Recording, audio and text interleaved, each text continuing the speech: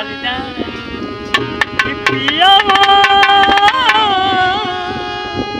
के वाह, आज भैया बहुत दिन हो गए, फिर एक बार आप लोग के सेवा में हाजिर रही बा। क्या बात? हम लोग 3 कलाकार हैं, वाह 3 लोग की 3 कलाकार के मतलब 3 लोग हिला दे। वाह वाह। एक बार फिर से आप लोग के सेवा में हाजिर। हमारे चैनलवा के तनी स्ट्रीट में बढ़ा देवल कर बहुत स्लो चल रहे थे देखते थे आजकल। तो मास्टर कुछ बजावत बढ़िया चीज। वाह कि पिया क्या बात है? अरे पिया सिवान से अनार भैले आई देवर तनी देहिया में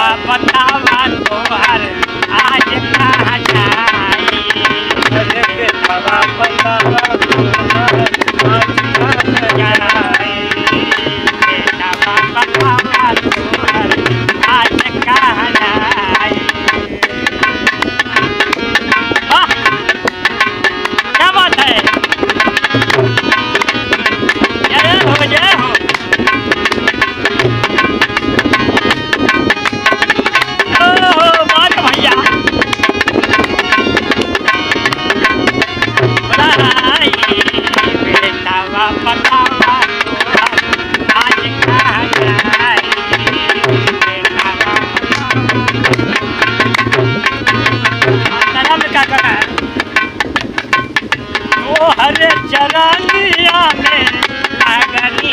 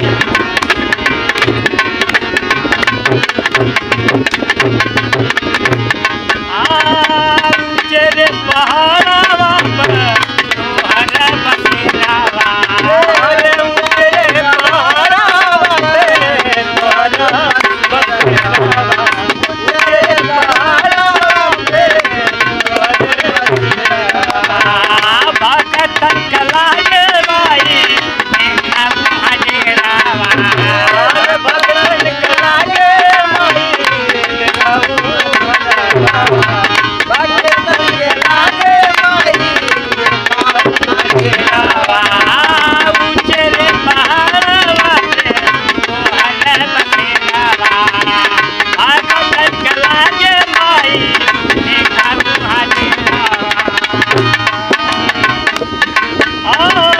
माई बिना आज देखा माई बिना आज देखा कोई ना दिखाई पापा की बतावा भाई आज कहाँ जाई बतावा आज कहाँ जाई बतावा